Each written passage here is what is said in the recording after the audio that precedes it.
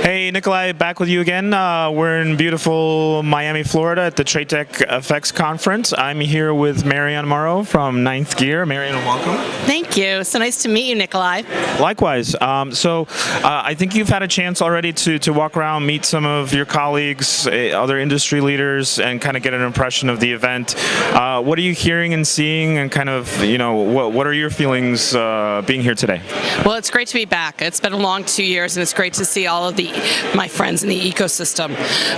We're seeing a lot of information about some of the usual things: transaction cost analysis, data and the impact of data, a lot more stuff about crypto, and of course settlement risk. And for us, our big thing is that settlement risk is unnecessary, and why are we still talking about it? We can solve this problem.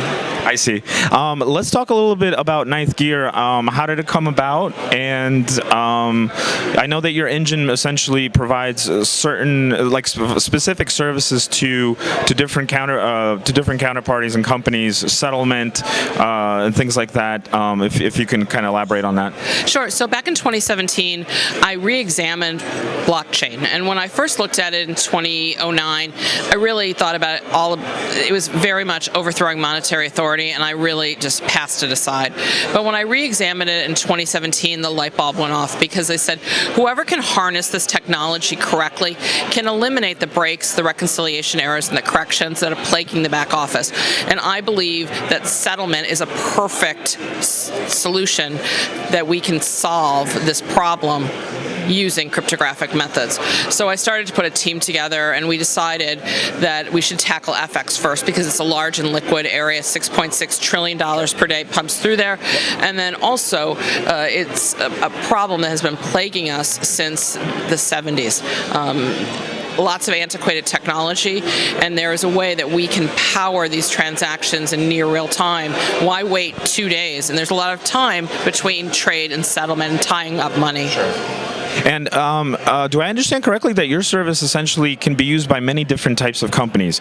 It could be financial counterparties. It could also be businesses that need to hedge, not hedge perhaps, but have some kind of currency risk coming up based on their transactions with, let's say, foreign counterparties or vendors and stuff like that? Sure. So it can be corporates, it can be the real money, the buy side, but it can also be hedge funds, anybody that really needs to power an FX trade going through the system, and even the interbank market can use our platform. Very cool. So as far as I understand, your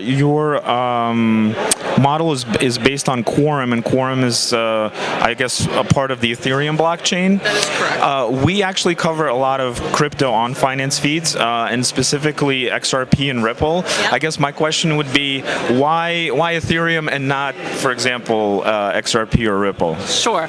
So I think that what Brad Gerlinghouse and all of his colleagues over at Ripple are doing is great. We've taken a very different task.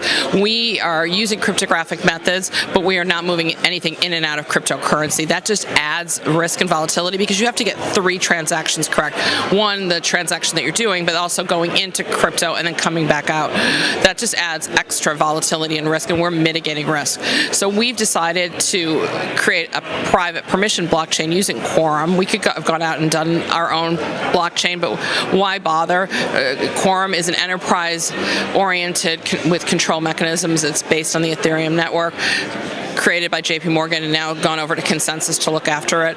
We're very well known in the Consensus community, and it really allows us to put our transactions through with safety and security, obfuscate trades, and also very low latency. Great. Regulations are always on the mind of pretty much all of us in the industry, right? And we can't escape the fact that globally regulations are very fragmented when it comes to FX, when it comes to crypto, when it comes to other types of contracts like CFDs. In terms of your solution, is it sort of global in that sense from a regulatory perspective? Like, is it compliant with, I don't know, Dodd-Frank, EMIR, yes, or any kind of ESMA rules or right, that could be subject to? Sure. So it's very well known in the FX community that it's not regulated regulated by the CFTC, the Fed, the Treasury, or the SEC. So there is kind of a very narrow path for us to get into market, and we are very, very cognizant of all of the securities rules, and we spend a lot of time with our securities lawyers. We also have someone from the SEC, former regulator, on our advisory board, and we have a couple people that prosecuted crimes at the FBI and the New York State Attorney General's office. So we're very cognizant of the rules, and we want to make sure that we comply with OFAC and all of the different rules. And we'll be signing global code once we are ready to get into market. We're very close to doing that.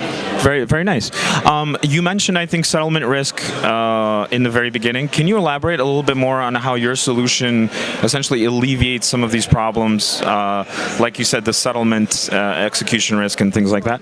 Sure. Settlement risk, I believe, is unnecessary. So we are fixing this problem in the pre-trade environment. So instead of trade then fund, we fund then trade using intraday liquidity, so that we're solving this problem up front, so that once it goes to trade, it can immediately settle. Very cool. And obviously you are very involved in the industry, so you're aware of sort of the key trends and where things are moving. What do you think are some of the, or maybe one of the most important sort of trends to think about as we go through 2022 and beyond? Sure. Money is in motion, and it's moving to a 24/7 cycle. That's actually, yeah, I've heard that a lot today. Well, Maryanne, thank you very much for your time. I hope you have a great rest of the conference if you're staying here for day 2 or 3 or whatever it is, and we wish you luck in the future. It was a treat to be interviewed by you. Thank you so much, Nikolai.